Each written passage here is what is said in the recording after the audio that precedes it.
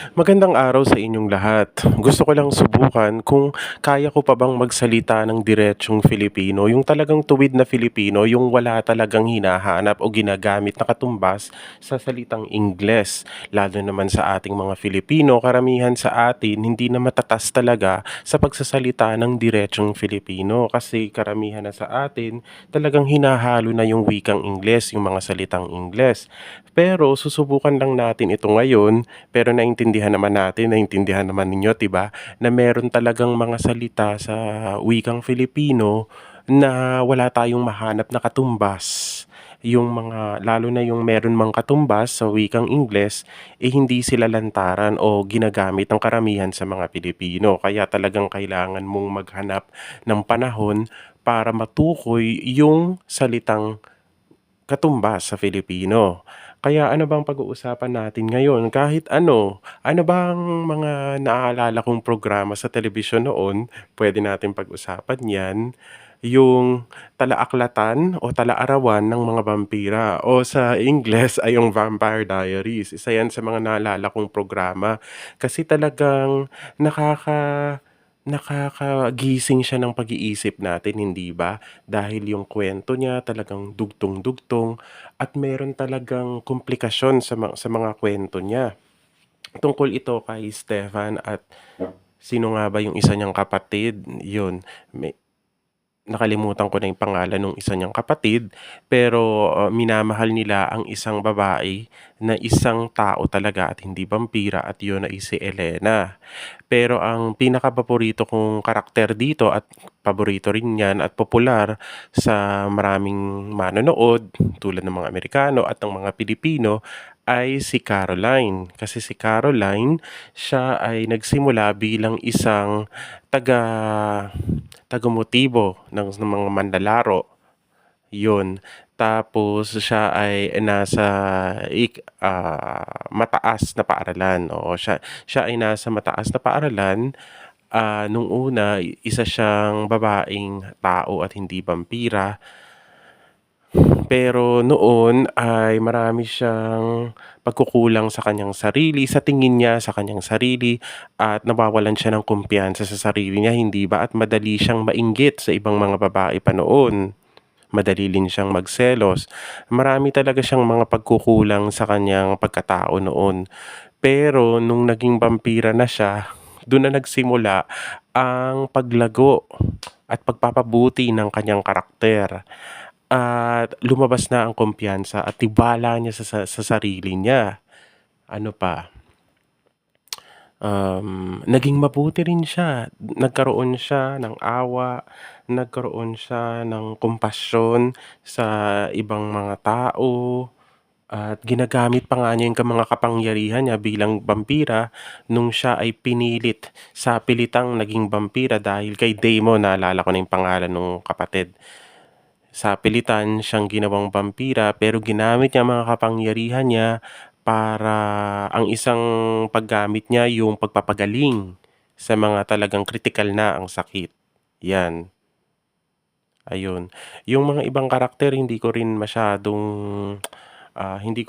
masyadong gusto kasi wala namang masyadong kagilagilalas sa mga karakter nila tulad nila Tyler, yung Taong Lobo at yung iba pa, ayun. Pero marami ding mga kontrabida sa serye na ito, maituturing nating telenovela na rin, lalo na yung mga bruha, hindi ba? Talagang meron silang mga mahika, pero ang isang exception dito ay si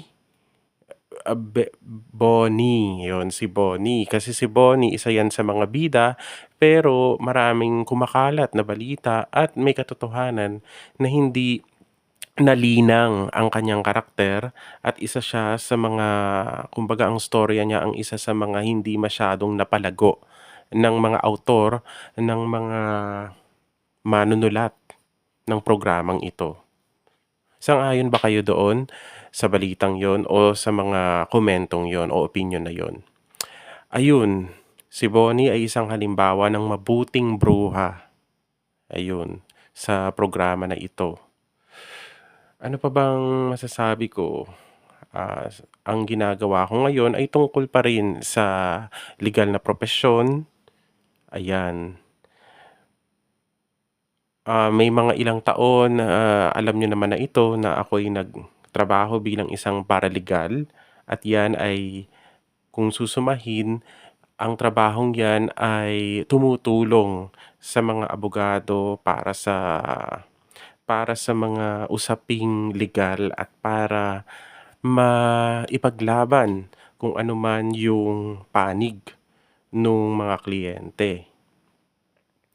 At sa susumahin, ang trabahong ito gaya rin ng mga ibang nasa legal na propesyon lalo na yung mga tulad sa abogado at sa mga hudikatura na nandun din na kung alam na sa iba sa inyo, ako ay napunta na rin sa hudikatura, ay nagtrabaho ako sa korte, hindi ba?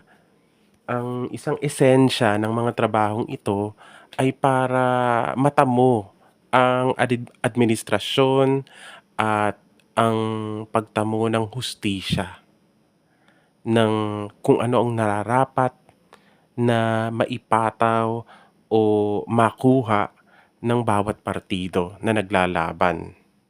Kasi kapag mga usapin sa korte, kalimitan yan ay may paglalaban na. Hindi yung, kumbaga, umusad yan pagkatapos nung pag-uusap sa barangay o medyasyon, mga ganon, na merong isang mediator o tagapamagitan, hindi ba? Ayun.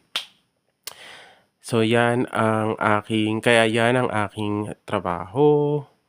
Ah, ano pa ba?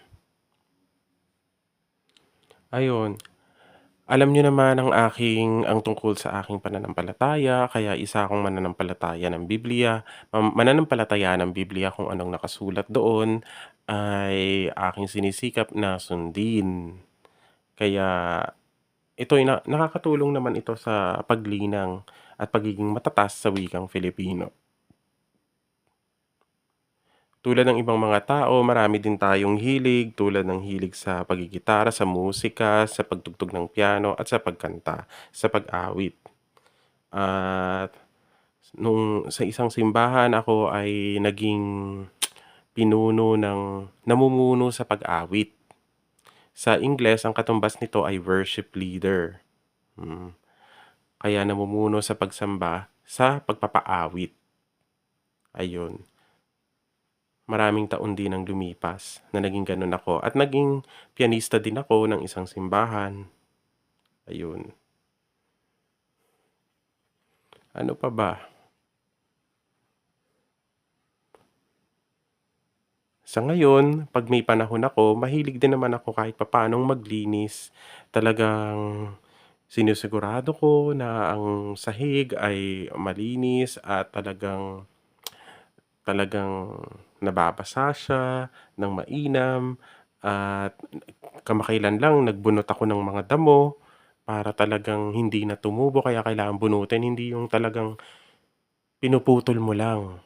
Kailangan binubunot mo talaga. Ayan, sa pag-aayos ng bahay para mapanatiling maayos at maaliwalas ang dating ng bahay.